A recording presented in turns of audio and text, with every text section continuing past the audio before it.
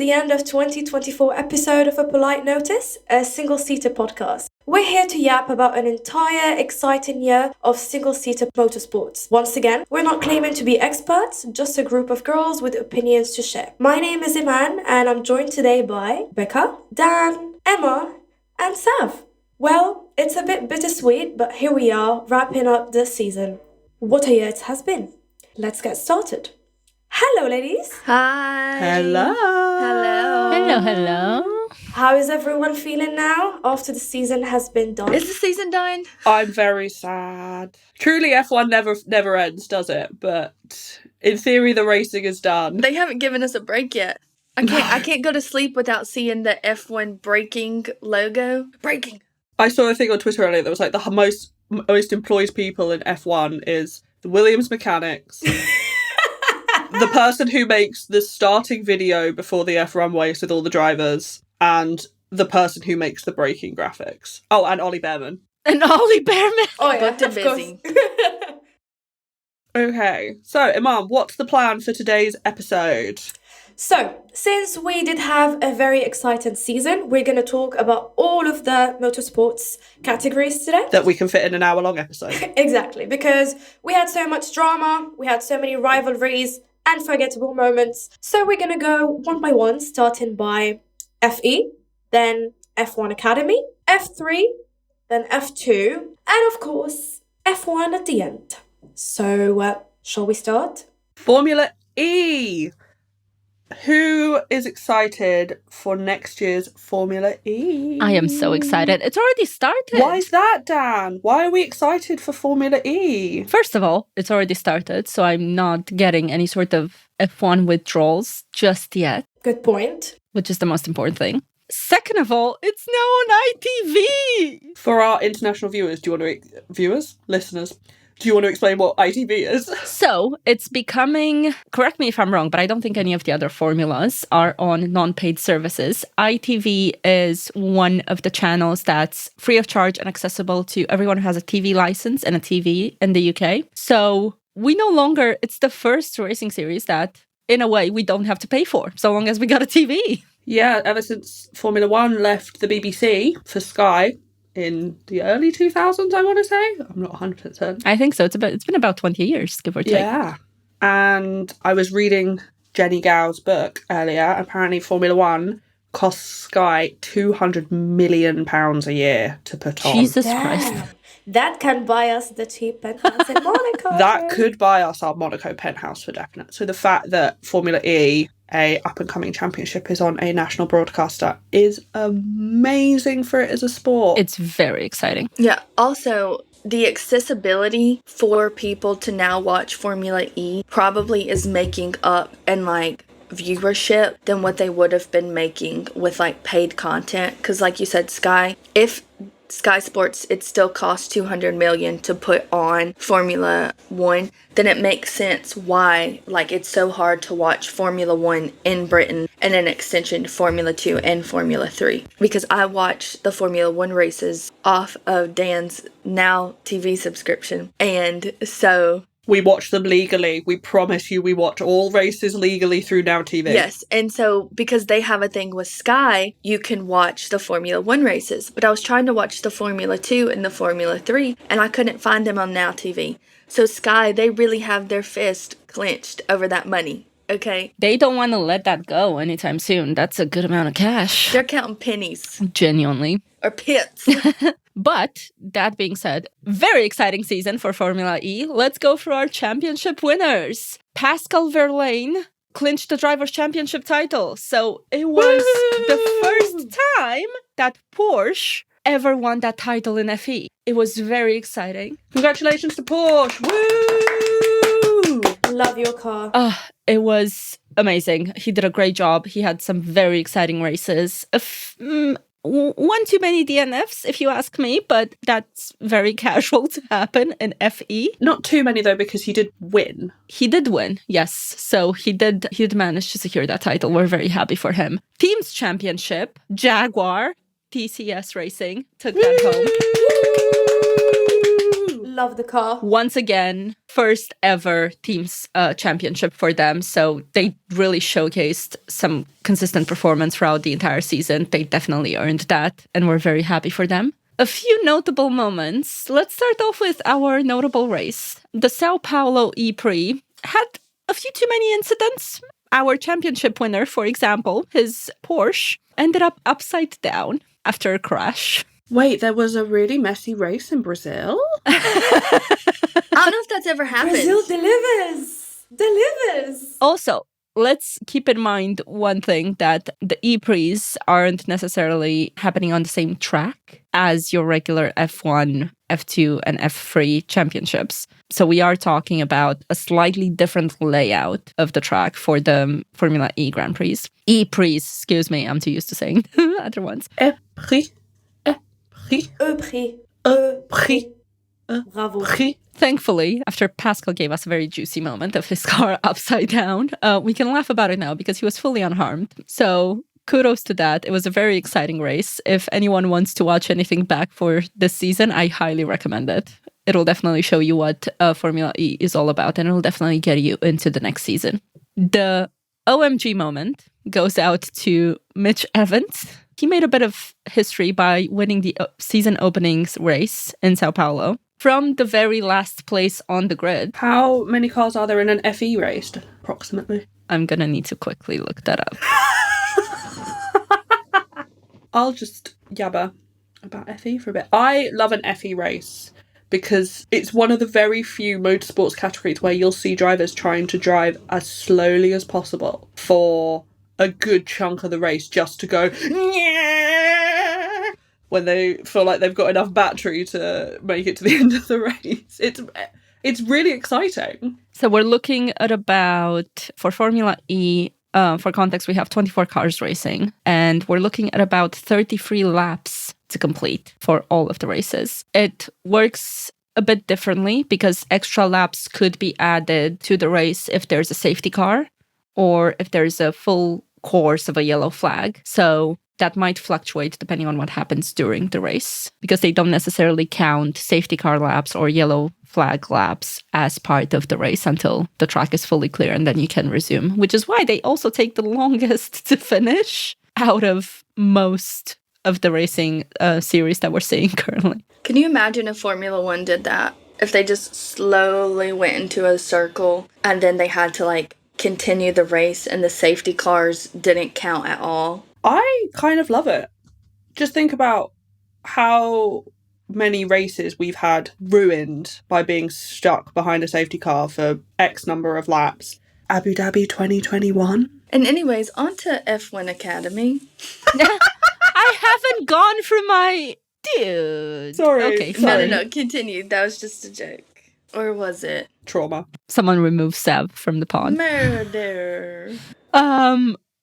I just want to linger on that OMG moment a little bit, because Mitch really had a Class A race, and it was a feat that we never seen in Formula E before. Nobody ever started from the last place on the grid to actually ended up finishing the race as number one. It was genuinely the first time that we've ever seen it. And to have it as a season opening race, it's really making you excited for the rest of the season. So yeah, really looking forward to seeing how the 2024-2025 season shapes up. We're already, as of this moment that we're recording, I want to say about 1 to 2 races in. I'm not fully caught up yet, but if anyone's looking for something to watch before F1 starts up again, please join me.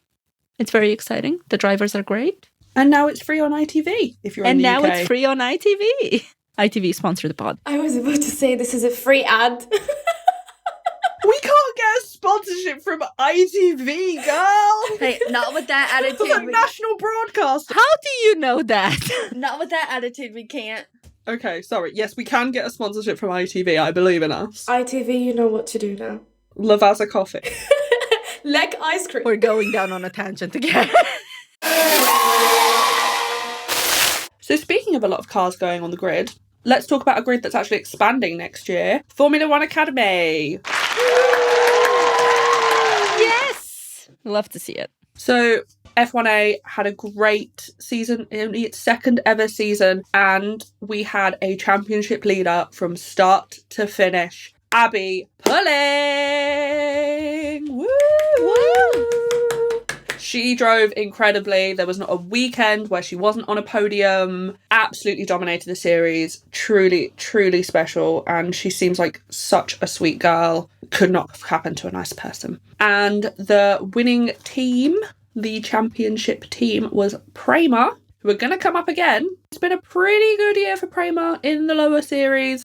I think they did really, really well with their 2 cars. Obviously, they didn't manage to nab the top spot. Abby took that, but yeah, they did really, really well. Do we know what's happening with Abby next year? She has a fully funded seat with GB3, which also another race car driver from Formula One Academy, Bianca Bustamante. Bustamante, yeah. Who was in the McLaren liveried car this year. So we've got a Alpine and McLaren liveried car moving on up into the motorsports ladder. It's kind of like what we were talking about with Lindsay, where you need to be in that ladder in order to make waves. So it's really nice to see.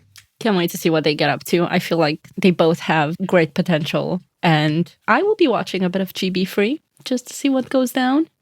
Keeping an eye on the girls, supporting the girls, as one should. And just like Lindsay, and to piggyback off of what Becca just said, yes, it's really all about where you were at and who you know, because Bianca, she made the list of the top 100 influential sports people this year. And then despite not getting the results she may have wanted in F1 Academy, she still did land a seat with GB3. So she's moving on and upwards, which, like you said, we love to see it with female motorsport. Also, just a quick shout out to Hamda for finishing 5th in F1 Academy as the first Emirati to happen as an Arab fellow. I'm so happy to say that, and I'm happy to see that. So Hamda and her sister Amna did really, really well, considering the fact that not many Arab women compete in this sport. So I'm quite happy with that. And it was so lovely to watch pair of sisters race together. It was so nice. I'm sure for them and for their family, it was incredible. But, you know, as a fan, it's great. We had a few sibling moments across racing series for this past season. Hold off. We haven't made it there yet. We haven't made it there yet. We're holding it off for that category. But speaking of double moments in motorsport series, we do need to give another shout out to Abby Pulling because she actually won her championship twice. So she won her championship. Yeah, so she won her championship, and then one of the races was canceled because of a damaged barrier on the track. A damaged barrier. And then they rescheduled the last races and added 2 more on for giggles, I guess. 1 more, sorry. So in Qatar, they cancelled race 2 of the F1 Academy, but Dorian Pin was allowed to keep her 2 points for pole. So that technically left the championship still open when they added a 3rd race to Abu Dhabi, which meant poor Abby Pulling had to get all the glory, all the signage, all everything that said that she was the champion, and then go and win the championship again, which she did in fine style.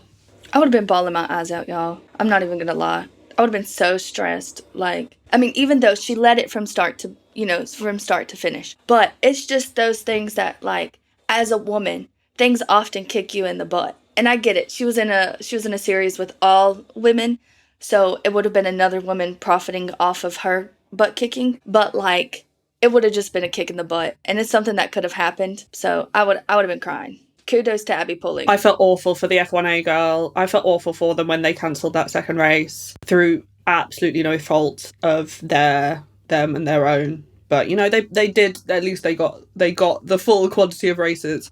And that actually comes to our best race of the season, which is Abu Dhabi, because those girls had to do 3 feature races in 1 weekend. Hard work. They did amazingly well to get through the end of that 3rd race. So well done to the whole F1A grid for that weekend. How spaced out were the feature races for that weekend? How many hours did they have in between to kind of... Funny you should ask, Dan. The races happened over 2 days. So the first one was at 8 a.m. local time, and the second one was about 4 p.m. local time, and then the next one was 7 a.m. the next day. So they had a few hours in between, but considering the fact that they mostly do qualifying, race is just an extra set of time in the car. It's a very physical sport. They should have adopted the Max Verstappen sim racing rule. Something tells me. Stay up till 2 a.m? Yeah. Have them sim racing overnight to prepare. Savannah stays up till 2 a.m. every day and she functions perfectly fine. Oh, she stays up way past 2 a.m. Is this what we qualify as perfectly fine? I'm trying to be nice about you. I'm trying not to out you to the audience. I'm trying to be honest. She stays up way past 2 a.m. I would love to know the reasons, but I still don't want to know the reasons. On a completely separate note, I took 2 melatonin gummies last night and I don't remember lying down. Did you see the Hat Man? I saw... Also, Andrew came in really late because he was out drinking last night and I was properly like, oh, spooky. Right. Formula One Academy. An amazing year for Formula One Academy. So nice to see the women's series getting more sponsorships. I saw Charlotte Tilbury on Instagram earlier talking about her car in a way that made me think that she's not doing it again next year. So I'm worried that we're going to lose the beautiful Hot Lips car. No! I've got some hot lips. Put them on a car. Oh my god. Me going up to Leah Block's car like, Everybody get your red lipsticks out. We can do this. Between the 5 of us, we can do this. My favourite red lipstick of all time is Shanghai Nights by Charlotte Tilbury, and now I feel like if I wear that, I'm doing a disservice to F1 Academy. Charlotte Tilbury sponsored this podcast. Charlotte, darling. Charlotte, you know what to do? Not for this to come off like a subtle flex, but I feel like it is a subtle flex. So, when I went to the BRSCC, which is the British Racing Sports Club Championship at Silverstone, I was actually able to write Abby Eaton's name on a car that she was racing, and I wrote it in Sharpie. And you guys know the people I met off that team, but the name, Abby Eaton's name, actually stayed on the car for the rest of the season because I did it with Sharpie. So, hypothetically, if we all find that car and we all put Sharpie on our lips and then we all quickly kiss the car, we could make our own Hot Lips car. Slight hiccup though. I think the Sharpie would stay on our lips and not get off onto the car. Yeah, medical advice. Please do not put Sharpie on your lips or take any advice from Savannah about anything. She's qualified to give medical advice too, so she knows what she's saying. Especially about medicine, please. Do not consult Savannah for any medical purposes. Thank you. Well, I think we've covered that pretty well. We're so proud of our girls and we cannot wait to see what's happening to them next year. Having said that, let's move on to our next series, which is F3. Which did have a woman in it this year. Yes! Yes! Sophia Flourish, who's off to Indy next, as far as I can tell. How exciting. So F3, this year, we had some great winners. Leonardo Fornaroli took home the Drivers' Championship. Yay! And Prema, once again, very similar to F1 Academy, showed us what they're made of, and they took home the Constructors. Woo! Great year from the Prema factory. Obviously, F2, they kept losing their drivers to F1, Ollie and Kimi. So, didn't have the greatest season in F2, but they did really, really well in the lower formulas. So, F3 was decided a while ago. It finished back in July in Italy. And I don't know whether you girls watched, but the F3 championship came down to the last corner of the last race. Leonardo Fornaroli overtook Christian Mansell on the last corner in Italy to put himself high enough up to where Mini couldn't score enough points to overtake him and secure the championship on the last corner of lap 33. It was amazingly tense to watch. Honestly, it was so enjoyable. Like, the intensity you get when you watch F1, like, for example, it was pretty much the same. The same feelings, same emotions we got when we watched F3, especially that last corner. Like, I remember when Carlos and Charles crashed in one of the races this year and we all had that heart attack. Remember, Becca, you were on my table?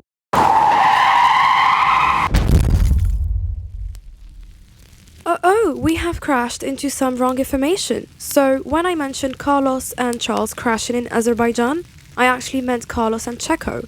While Charles managed to finish in P2, unfortunately Carlos DNF'd.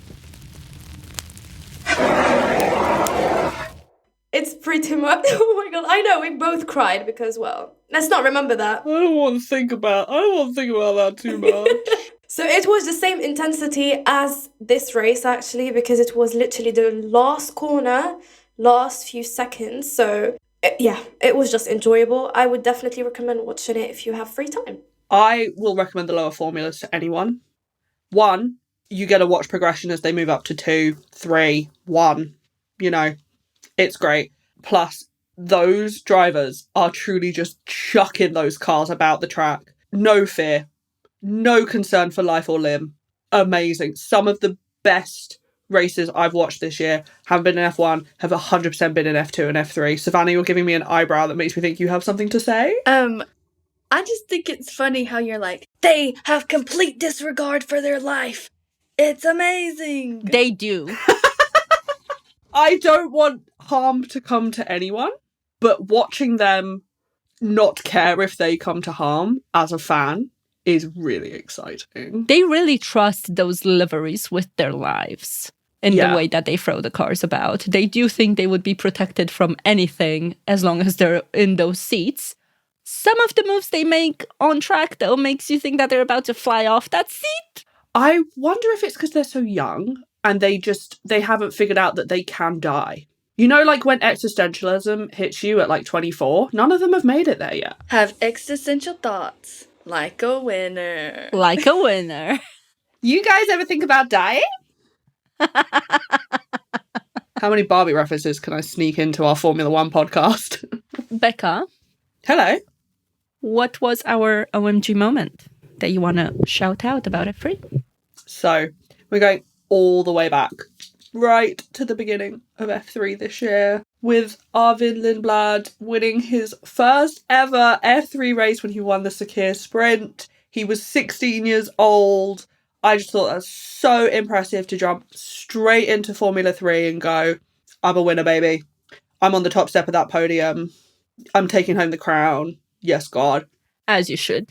I love watching the lower formulas in particular when it comes to drivers that have eventually made it into F1, because you do genuinely see their entire journey from the moment they join the racing series to the moment they're in an F1 car and how they've changed their strategies, their mindset. It's amazing if you want to start supporting younger drivers and just ramp them up all the way to F1.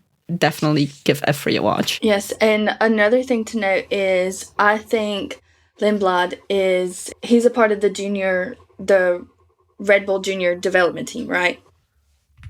Yeah, I believe so. But every time I think about like a 16-year-old or a 17-year-old doing something really amazing, I think about how Max Verstappen was literally going into Formula One at that age and how nobody has been able to, like, I truly feel like Lindblad, I feel like they're setting him up to be the next Verstappen. But they're also setting up Kimi Antonelli to be the next Verstappen. And I feel like there's never going to be another Verstappen in the way that they're trying to make it.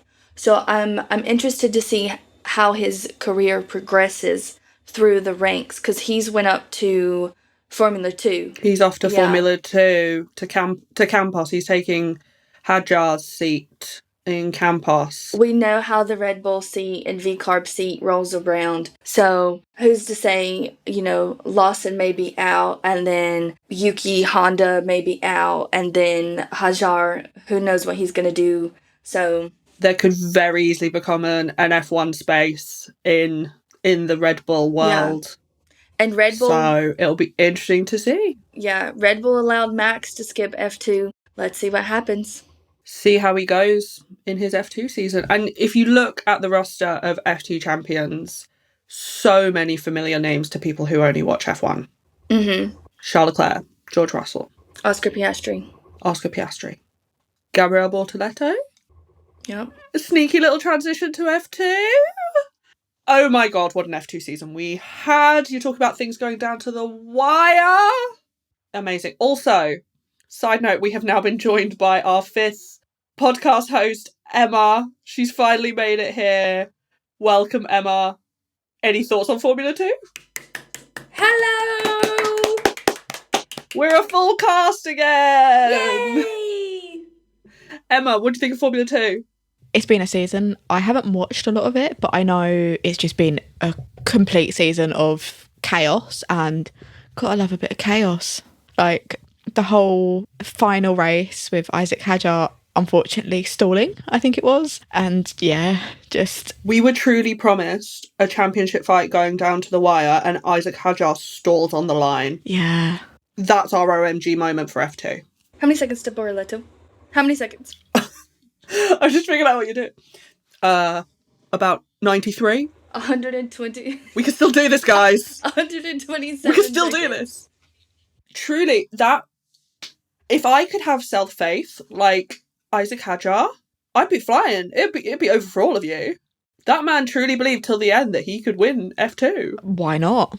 If I had his self-faith, I would have had my cheap penthouse in Monaco already. But anyway. No, I know what his issue was. It was the fact that he was having regular Red Bull as a drink and not the flavored ones. That would have fixed the problem. If he drank the yellow one, he would be F2 champion. Put some respect on that can. It's the tropical Red Bull, okay?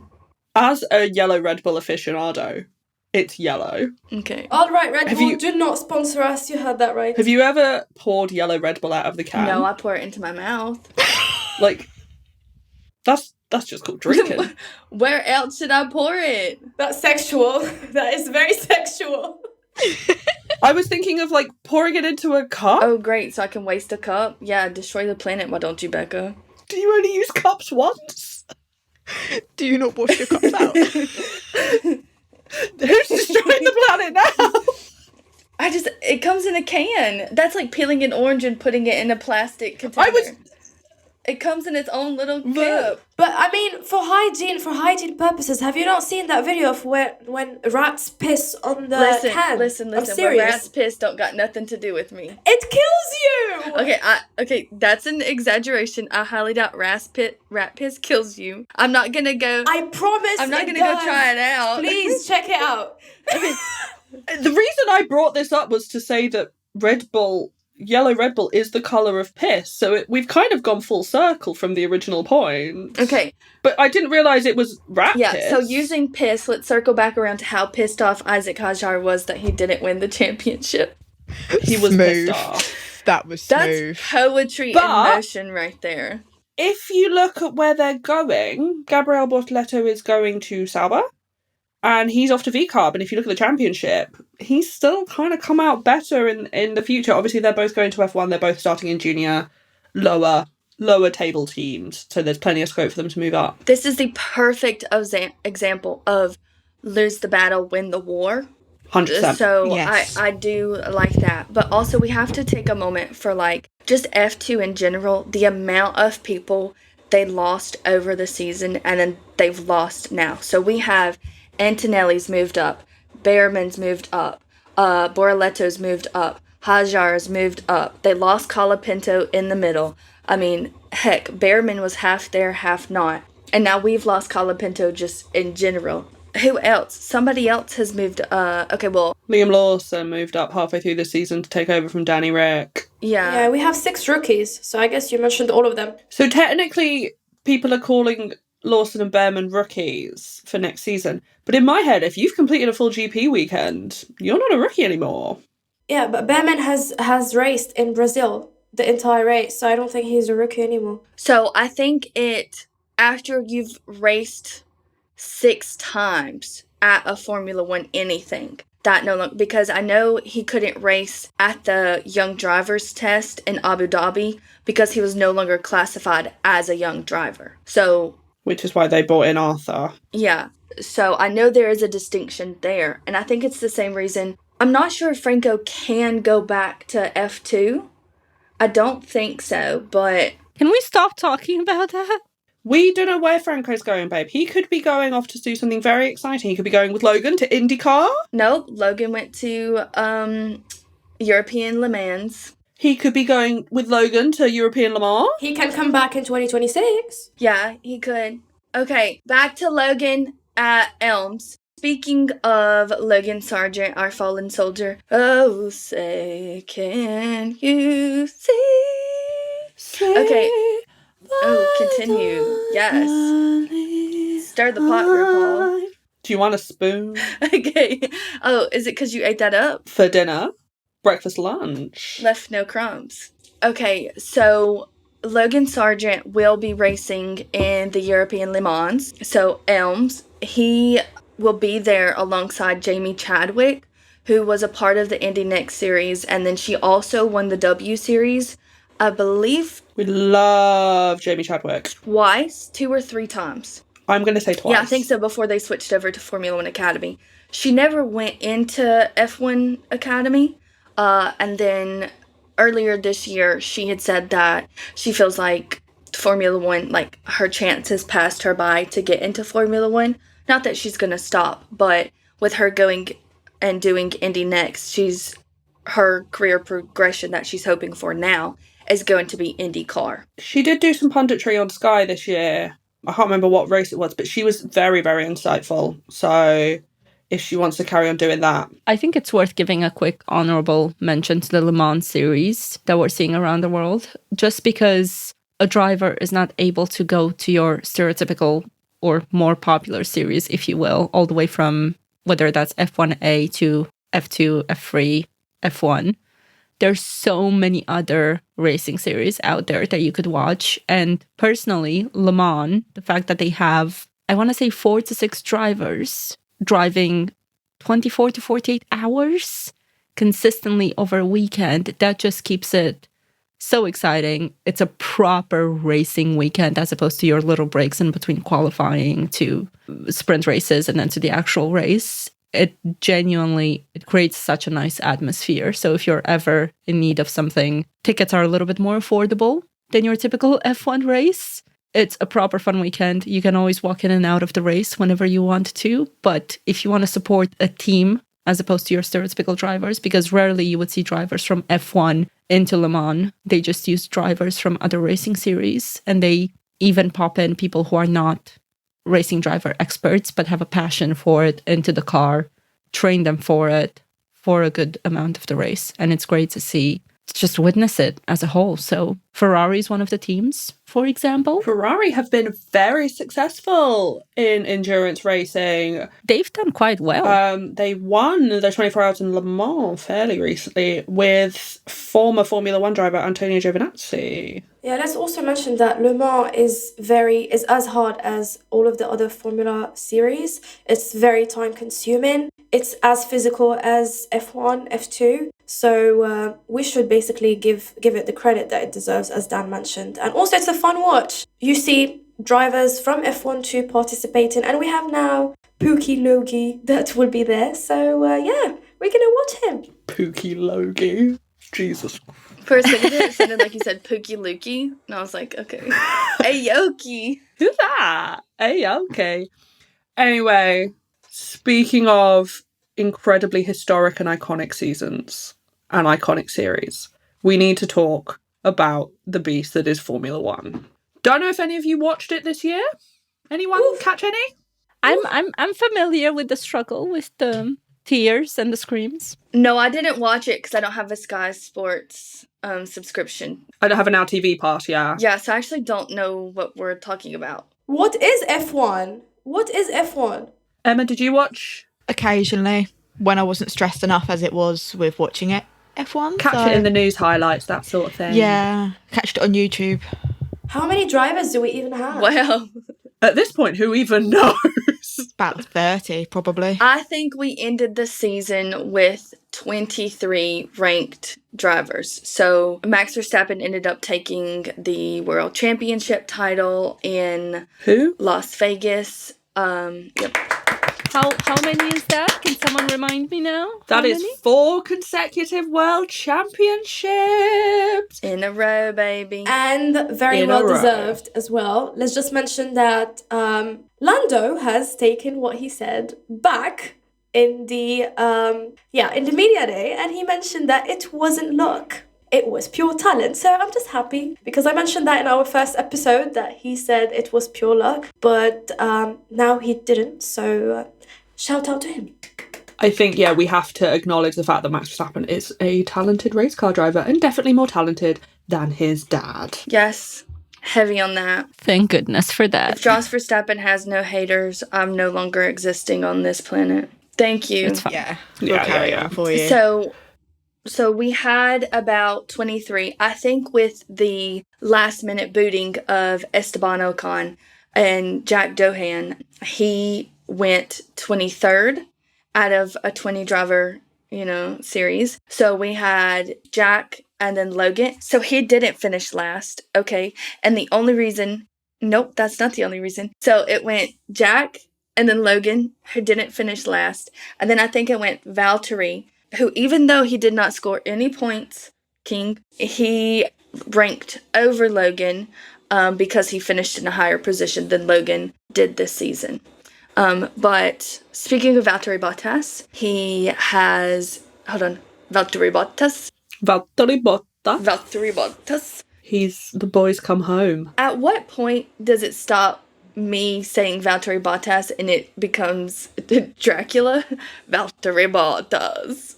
Okay, but yes, Valtteri Bottas has he, I don't like the whole thing behind it that he's came home. I don't know. I think that's a little. He has a very long-standing working relationship with Toto. Toto used to be his manager. So I think, if anything, he's coming home to Toto. Yeah, I can understand that. 100%. But also, there's a little strategy behind it that here's my take on it. We have Kimi and George next year as their lineup. So Valtteri, being very familiar with that Mercedes, as we all know, and being, as Lewis has said it, his favorite teammate that helped develop that car. My little theory is that he's there, obviously for 2025, but he's there to help develop 2026 for a championship car, because that car is not. That's what reserve and development drivers do. Yeah. No, 100%. But the reason why I think he was the go-to pick, because we did go back and forth a little bit on this of who we thought the reserve drivers are going to end up being, in particular for Mercedes. He's helped that quite well for Lewis's winning seasons in particular. Oh yeah, no, he's a great, as a teammate, he's amazing. And you can see that by the fact that everyone he's ever partnered up with, Joe backwards, has said he's amazing. He's a wonderful development driver. He's a wonderful support driver. He has a vast motorsport knowledge. Also, for some reason, if Kimi and George still have their respective appendix, could you just take that out over a weekend, if you wouldn't mind, so we can see Valtteri on the grid? But if you think about it, Dan, illness. Kevin was out for Brazil for being ill. Yeah, they don't necessarily need an appendix removed. They could just have a cold. But to be fair, no offense to Kimi, we've seen what happened during this season, right? I mean, I have nothing against him, but if anything like that happens again, we'll definitely see Bottas stepping up in his car. Can we mention a little something about Prema, Becca? You wanted to say a little something? Prema led their F2 drivers to F1 a lot. So Kimi and Ollie did not have great F2 seasons. Simply because they weren't there for parts of it. Or Kimi also missed a race because he was ill as well, I think. Yeah, he missed the last one. Which is why he was hovering around F1A, offering advice and stuff. Kimi was? Not that I necessarily think those women need advice from Kimi Antonelli. Just keep my opinions to myself. I was just going to say, before Becca goes, what was your favourite race of the season? What was your top three? So my favourite race of the season, I'm going to say number one was Australia. I'm a Carlos girl. Yay! I can't ever not love a Carlos win, and he did such a great job that weekend. And it was a really enjoyable race. Number two, now that we know that everyone is safe and well, Brazil. The excitement from that weekend, the drama from that weekend. And number three, I'm going to say was Abu Dhabi, because as a Ferrari fan, you went from, we're going to take the constructors, to, no, we're not, Charles has a massive grid penalty, to, oh my goodness, Oscar is right at the back of the grid and Charles is doing really well, maybe we are going to win the constructors. And we didn't, but I truly, truly loved the fight that they gave. And just as a side note, Carlos's times in postseason testing with Williams are giving me ungodly levels of hope for next year. Williams, World Constructors Champions 2025. Also, Becca, just to mention, all of the races that you mentioned were appendix-less. Appendix-less. No appendixes. Well, there were some of them still had their appendixes, I'm assuming. But for Carlos. For the Formula One drivers on the grid, please keep your appendixes in your body. Do not go selling them away for a Formula One win. Keep them in your body. I don't know if Kimmy Antonelli is listening to this. Ollie, keep the appendix where it's at. Okay. Except Charles. Charles could take it out because Sav wants a WDC from him. So okay, I would like Charles's appendix to stay where it's at because there's good evidence that appendices are actually like we used to think that they were vestigial organs, so not required, like old leftover stuff. But there's actually like more evidence that they have a purpose in our body. So keeping them might be a good idea. Also, surgery is just kind of dangerous. Also, I'm hoping Charles is like WDC contender next year, so he cannot afford to be missing some races because you asked him to move his appendix. Okay, right. Move his appendix. This episode, when I upload this to Spotify, I'm just gonna name it the appendix episode. The appendix. The season appendix. The season, like the appendix at the end of a book. Yeah, the season of appendix. And on that note, Emma, can you please tell us more about the championship? Well, after that amazing conversation of appendix, thanks Dan for bringing that up a while ago. Never going to live it down. So, McLaren, for the first time in 26 years, winning the Constructors. Woo! Yes! That's all I have Shut to say. up!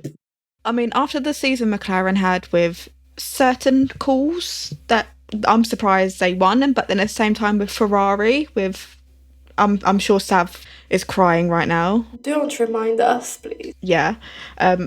So on that note, Ferrari second, maybe Ferrari next year. One more place, baby. One more place, baby. Next year. Next year. Third, Red Bull. They had an up and down season. I'm not going on to that because, yeah. Half up, half down. Half up, half down. Max, out of everyone this season, I think has been absolutely amazing. Woohoo! A lot of the races, I have to take my hat off to him. So, perfect. Fourth with Mercedes. They have their moments of amazing races, or they will be not at the back of the pack, but midfield. And I think shout out in terms of Mercedes to Lewis at Silverstone. I think that was amazing.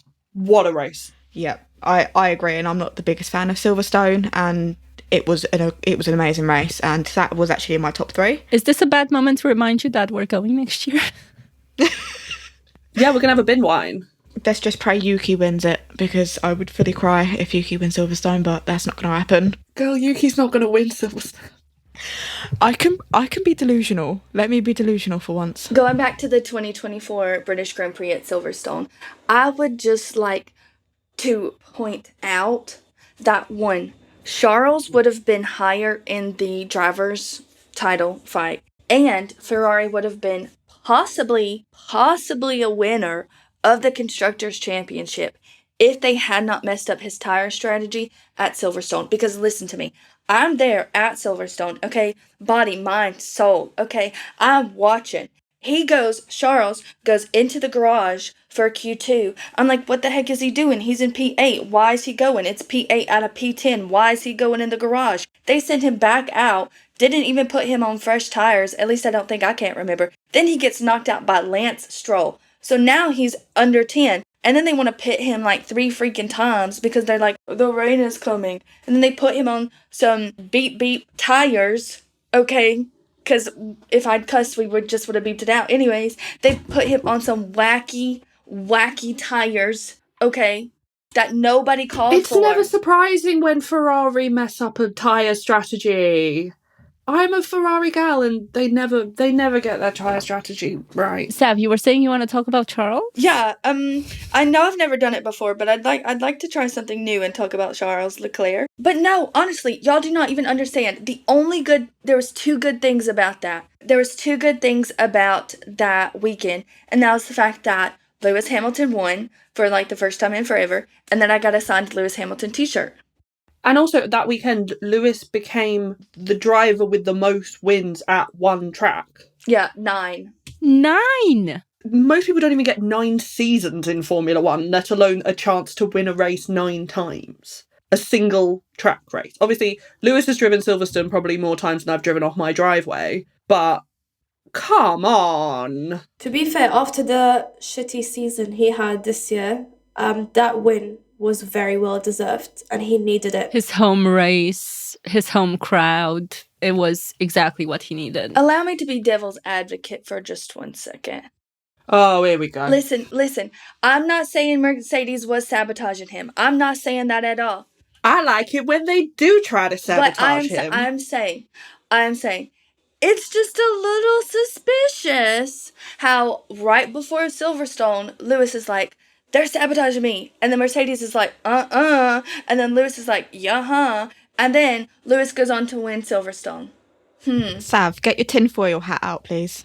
Yeah, how did that go on to explain the rest of the season? And particularly the one where Lewis came out and he was like, I'm just driving bad. Come on. Okay, but I'm saying I think he had some like something. You know, he just didn't talk out his butt about them sabotaging. Something. He's just had bad luck with his races. That being said, let's focus on the rest of the F1 season for a second. We have a little bit of a debate going about which race we think was the best one in the F1 calendar this year. I'm voting Australia because I'm a Carlos girl. I'm biased. I know I'm not going to win this debate. Goodbye, Miami. ladies. Miami. Love you so Miami. much. Happy 2025, everyone, from me, Becca, here at the Polite Notice podcast. Enjoy the rest of your yap, girls. I'm so sorry I can't be here for the rest of it. Thank you, Becca, for joining. Bye. Mwah. Mwah. Bye. Bye-bye. Now it's just the 4 of us. Emma. What was your favourite race? It's a tie, I think. Brazil, amazing race. I mean, certain situations should have been red flagged, but it was an amazing race. Pierre and Esteban on the podium. Who would have thought? Max going from 17th to 1st. You can argue. The French War. You can argue situations, but he started in the 17th. He started in the 17th spot. He was 17th. He wasn't 15th, like people have been saying. He was 17th. Probably going to get a bit of slack for that from certain people, but Silverstone was also a good race. It was an amazing race. The rain made it really fun. Qatar, surprisingly. I know people aren't going to like it, but it was actually interesting. Brought back stop and go penalties. If you look at the rules, if you ignore double wave yellow flags, it's a stop and go penalty. Nicholas Latifi and Nikita Mazepin had that penalty back in 2021. So it's been a while. It's been brought back. Drive-through penalty also. That's been a while, I think. And plus, Max won, which who would have thought? But the worst race, not the worst, but the most boring race, I kind of have to agree of Monaco, Singapore. Monaco will forever be. Kudos to Charles. He broke the curse. Yeah. Yeah, I cried on that one, to be fair, because he won. But if you look at the race... It was simply, exactly, boring as hell. Like, as Max said, I should have brought my pillow. If you look at last year's Monaco race to this year's Monaco race, more action was last year because there was rain. That's very true. I just want to go back a tiny bit, just a tiny bit, as a bit of a McLaren girly to that Qatar aspect. Not necessarily the race of it, but the sprint in particular, because it was so satisfying to see Lando give that back to Oscar and just just professionally in a racing manner say fuck papaya rules. I wish there was a bit more spice though, because it was a bit boring. Other than that, like the little bit of Oscar and George going back and forth, but it was. Sometimes I just want a bit of spice in a race. Like, I get what you mean. I'm sure you can agree with me on Austin, the sprint race, where you had to hold me because Checo and Yuki were fighting, and I just... To be fair, I guess I'm holding everyone at this point, because in the sprint where I watched it with Dan, I was holding Dan too. Because when we saw that moment with Oscar and Lando, to be fair, it was a very golden moment. I didn't expect Lando to give it back, because he was... Like, you know how Lando is competitive behind that championship, but the way he gave it back to Oscar, like, I was just like, this is so wholesome, and I don't want anyone to ruin it, because it was very well deserved. Especially taking into consideration the first race that Oscar won, which we all agree that it didn't feel like it was deserved. more than like it was given. Can never forgive McLaren for that. Never forgive them. Like, you took the joy away. It genuinely did. As a McLaren girly, I don't love to see a team in particular just put boundary is the wrong word, but cause a fight between their drivers. I mean, I had to giggle though, because McLaren were kind of doing a Ferrari in the sense of their strategies were just not up to par. Tiny bit. It took them a while to make up their mind. That was the challenge, I feel like, for the second half of the season between the WDC and the WCC. I mean, the way Andrea Stella was going on about both of them, like, he was flip-flopping between the two. That was like 16-year-old Emma trying to dye her hair every 2 weeks. She kept changing her mind. Like, just... I'm glad you still have hair on your head. That's all I'm going to say about that. Same. It's very luscious and it's very well cared for right now. I went through a phase. I'm sure everyone went through a phase. Fair. But... Also, let's not forget the radio messages, the emotional blackmail, the horrible radio messages that like, Andrea, is it on your shoulder? Is that your shoulders or blah, blah, blah? And this, you know what to do. I had to laugh though. This can 100% stay in the podcast. If I ever have Andrea Stella on my shoulders, can you please just fix that for me? Because I feel like I will try to and he will not come off willingly. Just... You know what? It's the same feeling that I had when I had that Charles doll in my house. Because that was fucking creepy as fuck. Shout out to Savannah, her creepy Charles doll, because that's all she was talking about for like God knows how long and gave us all nightmares. I mean, I had a nightmare where that creepy Charles doll won the World Championship. Tell me why. It's a premonition. Sav. He's going to win next year. I feel it. It's a premonition. It's 2025, baby. I wouldn't be too now, mad, but Fernando Alonso winning the championship at some point, that would hit hard. He did in 2004 and 2005. Somewhere around there. So he can win now. Now, we did go over our OMG moment a little bit. We did mention it earlier in this episode, but it's... apologies for mentioning this again, ladies, because 2 of you will be in particular very hurt. The Carlos and Checo crash in Azerbaijan. It was something, considering we had about 2 or 3 laps to go, and it completely changed the podium. The scream that came out of me when that happened. You guys. Because I love Carlos as well. Like, he is in my top 5, but 5th. With Fernando Alonso. You know what? I was in delusion.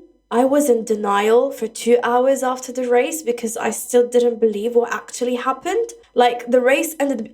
you know that emoji we have in WhatsApp when Carlos removes his thing and then his hair was like that? That was me. That was my reaction because I couldn't believe shit after that. I was just in shock because... Yeah, it was... I screamed. Like, the scream that came out, I was like, no. But then again, it doesn't count to when Yuki got P3 in Brazil in qualifying. That was an OMG moment because who would have thought? But going back to the Carlos and Checo bit, had to throw that in there, sorry. One of my favourite post-incident moments, I'm not gonna lie, I kind of loved the edits that started coming out, in particular with the sound of... Not in my country, 1 Mexican down. We can laugh about it now because they're both okay and we're at the end of the season. But let's be honest, like that had to get a giggle out of you. Even as a Carlos and a Checo fan, you had to be a bit like... I mean, yeah, to be fair, after that, when you watch it again, especially when you see that both of them were very clueless about what happened. Checo is saying, what is this? And then Carlos is like, I don't know what happened. To be fair, those two have always been like, not mean way, but they've just got like no thoughts behind sometimes. If you look at some of their interviews, it's like you just have to giggle because you're thinking, what is going in their head? I really want to be in their head just to see what's going on. Is it nothing, just pure chaos? Like some of these drivers, I'm just thinking, like Max's head, I want to see what goes on in his head. Is it just pure racing? When can I sim race again? Just his His cats. cats. Like, I want to... Also, Charles, I want to go through his head, especially during Monaco. In Max's case, panic for fatherhood, most likely. Slightly. He's a bonus dad for P. I get that, but this is starting from 0, not from when P was slightly older. This is... Bonus point, Fernando's head. That man, pure menace. Like, he would sit back and giggle. I want to see him lead the GPDA just because of that. Yes, the pure chaos that man is. Like, bring back menace, proper menace, Fernando Alonso. Just imagine. Bring back like early to mid 2000s Fernando Alonso. Give me championship Fernando Alonso and give me even Ferrari Fernando Alonso. I love pure chaos, and we all know my chaos. Sav has something to say. She does not want Fernando Alonso. Ferrari has enough right now, okay? I'm talking about how his attitude was, not him going back to Ferrari. That's like going back to an old ex. Okay, first of all, when the ex is Ferrari, always go back. I mean, if you look at Fernando Alonso, Ferrari, McLaren, he loves going back to the exes. He does. He loves being hurt. It's a pattern. It's when his personality comes out. It's a trauma. It's a trauma response. Yeah, we all know I love pure chaos. Like, give me spice during racing. Like, give me a battle. Like, we all say that, yeah, we want old racing back. We all want this. We all want that. And then when it happens, everyone moans. Can't have two things at once. Give me a spicy race of just pure fighting. That's what we got in Brazil, though. Remember? It was fun. But imagine every race like that. Pure chaos. We will need therapy after. We will genuinely need therapy. Some of us are already in therapy, and it's not helping much, I have to say. It's just me constantly explaining to my therapist how F1 works and why it's affecting my mental health. And I think she wants to have me hospitalized at this point. Anyway. Oh my God. To be fair, explaining F1 to external people is as hard as explaining physics, because people will just be like, why? Why do you watch millionaires drive around in circles? And also, they're like, when you know you're going to be devastated and you're going to be hurt, why do you watch? And I'm just like, shut the fuck up. It's the only way I can feel something. I mean, exactly. Could you imagine explaining to someone, I mean, this is going to hurt a few of you guys, Ferrari and their just continuous bad strategy calls? No, I became immune, to be fair. It doesn't hurt me anymore. This is one thing that I'm curious about. If we, it's not a sidetrack, it's more like leaning into how the silliest silly season that we've seen in a while started. Anyone remember that? Who was it exactly that caused God, this? I can't remember. Please. Yuki, it was Yuki. Go? Nah, it was Esteban. No. Jensen, the first person to ever press the DRS button. Ladies! No. It was. Sebastian Yeah, Vettel. It was. Alex Albon. The only Alex Albon. Lewis Hamilton. I don't remember that. Our dear 7-time World Drivers' Champion decided to hopefully not end, we'll see how that goes, but make a little side move to Ferrari. That was very harmless. It's just Carlos lost his job, but thank you very much. Carlos thankfully got another job because otherwise we wouldn't all be here now. Can I just say though, gotta give, I mean, I'm not a big fan of team principals, and we all know my opinion on team principals and CEOs. James Vowles and his willingness, like the way he poached Carlos Sainz, Toto, take some notes. If you really want Max driving for Mercedes, take some notes, because the way it's gone, there's no way a driver would want to drive. Have a little chat with James, Toto. Exactly. Get some tips, get your notebook out, get your pen out. I'm sure Ted will lend you his little notebook that he always has or whatever. But yeah, just get a pen, get your notepad. Yeah, James reminds me of that job interview that you go for, and then you know that the company is chaos, but then they still convince you to join the company, and then you feel after the interview that, oh my God. All the benefits, all the pension schemes, all the 1+1 year contracts. Oh my God, all of that. And then you're like, I'm going to be joining the best company in the planet. To be fair, I'm not comparing it to Williams, because Williams have one of the best engineers out there. Like, they have had a very bad season, but they're still alive. So I'm not worried about Carlos. Also, Carlos he's very talented. He has a unique talent. So I believe he's going to have a really good He's season. put his own engineering skills into that car for testing. He's ready to build it from scratch. I have to say, I would generally love Williams just to. I mean, I know it's not going to happen probably for another couple of seasons, but I would love for Williams to have like a resurgence, because could you just imagine? I do genuinely think, and I say this with pure honesty, that with Carlos there, and Alex hasn't had a fully bad season. Let's ignore the second half where the car was going a bit shit. They've been a mid-tier team a little bit this season, for this first half at least, in my opinion. We've seen them do quite well.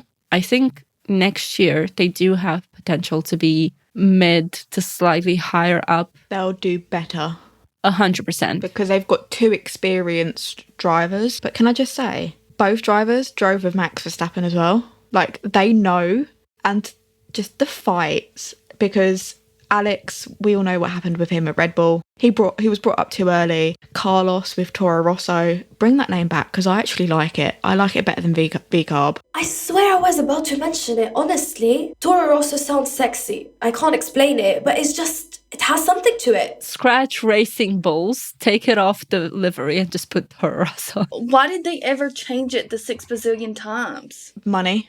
Sponsors. Yeah, well, got me there. Sponsors. The world of F1. That money. they basically lost. Ouch, Daniel, thank you. That being said, we do want to give one last shout out to one OMG moment for the Ferrari girlies, being on that topic. The Ferrari defeat that they've had for some of the end of the season, but that almost comeback in Abu Dhabi, even though the constructors just slipped out from under them. They did have a 2-3 on the podium, which... Honestly, you guys, honestly. Beautiful to see. I cannot explain. Gorgeous. I did have a bit of a looking forward to 2025 with Lewis in that red suit. I mean, I had to admit, as you guys know, that I'm not a fan of teams. I tend to prefer drivers to teams. I kind of wanted Ferrari to win the constructors just for the pure chaos behind it, because Thank you, Emma. Ferrari and chaos just go together. Like Savannah, that Charles doll, that creepy Charles doll. Give it until March 2025 when Lewis will start asking on the radio, which plan was that again? We're checking. Do you know what? I can't wait for that, because Ricky, are these new enters? Hello, Ricky, these are not new enters. Ricky, bestie, are you there? hello? Are you there? Why are you ignoring me? I need to know these tyres. Like, I can't wait, because Lewis is going to shake up Ferrari. We all know it. But will Ferrari do Ferrari? And we all can't wait to see it. The thing is, you have to think, will Ferrari just do what Ferrari do? Or will they just change? Because you don't know. Okay, I will say, under Fred Vasseur, they have gotten so much better. And they have, just like from what I'm watching back through the archives and everything, they truly have gotten so much better. And also, I have the grid pulled up like right in front of my phone because I was scrolling, was sent like something about the grid. And someone said that this was the most auraless grid ever, other than Ferrari carrying everyone on their back. It's Verstappen and Lawson, okay, Alonso and Stroll, Albon and Sainz, Hulkenberg and Bortoleto, Russell and Antonelli, Norris and Piastri, Gasly and Dohan, Tsunoda and Hajar, and then Behrman and Ocon. The way that Ferrari bottles everybody, like two drivers that are so cool and so chic and so on it, like literally mwah, chef's kiss, okay? The only team, there's two teams that slightly, barely measure up, okay? So in terms of aura, Ferrari, number one, hands down. They're at 100, okay? And then at like, I would say, for me personally, objectively, I would say Alex and Carlos are cooler than Lando and Oscar, but I think that's just me personally. Objectively, I think other people would put the McLaren duo above Williams, So I would say Ferrari, hands down. 2 really, really cool people and a really cool team. No one can contest that. And then McLaren's at like an 84. And then like Williams is at like a 83. Can we see the Ferrari bias there? Mark this clip. Sav just gave McLaren a compliment. A backhanded compliment, but a compliment nonetheless. Y'all want me to hate them so bad. Just because I don't love them as much as Ferrari doesn't mean I hate them. You love nothing as much as Ferrari, and now that Lewis will be in Ferrari, you will be... Unhinged. I don't know if I want to talk to you next year. Exactly. She's going to be unhinged. Hold on, sorry. Let me do a caveat to that. Before y'all even knew me, my plan for Silverstone last year was that I was going to take the train to Milton Keynes, like the last train out on Saturday, sleep in the train station, and then get the bus early that next morning because I didn't know how to do like the public transit system, and also I didn't know how to necessarily camp, and also I didn't have a tent, and also the tickets were so expensive. But I ended up just giving in and paying the money. But I was fully prepared to go and sleep in the Milton Keynes bus station to go watch.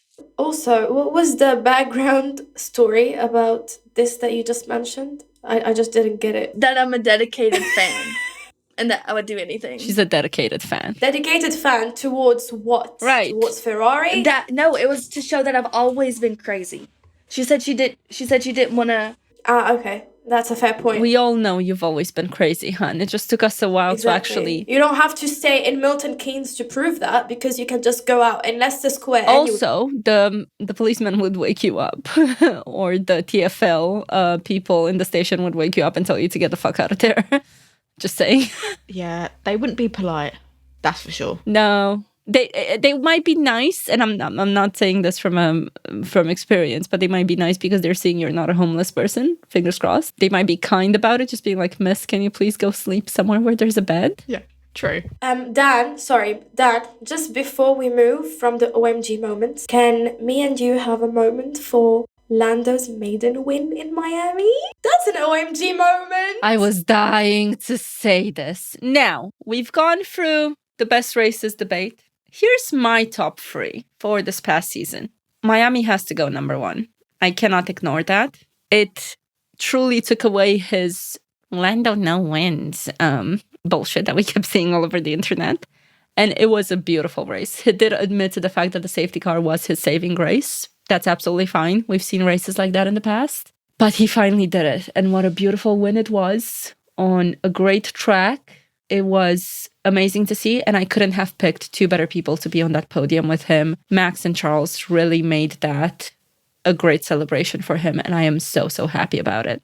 Second one, in my personal bank of great GPs this year, Silverstone. I have to. I can't let it go. I am a Lewis girly at heart. We need to actually change my thumbnail for next year because Franco's no longer on the grid, so it's going to be LH44. Unfortunately, or fortunately, I have to say goodbye to one of my faves and say hello to one of my original favorites. You can always welcome him back in 2026. I am going to welcome him back with open arms. Can't wait. And third one, Alex, you can do with that what you will. Cut that last sentence out if you want. Sav, don't make a comment on it. It's fine. Third one, however, I want to say Abu Dhabi just because McLaren is my favorite team. I do appreciate the fact that Oscar didn't do as well as we thought he would, but as they should have, he worked hard towards that title as well for the past season. He worked hard to also earn the constructors, and they were both so happy with the celebrations.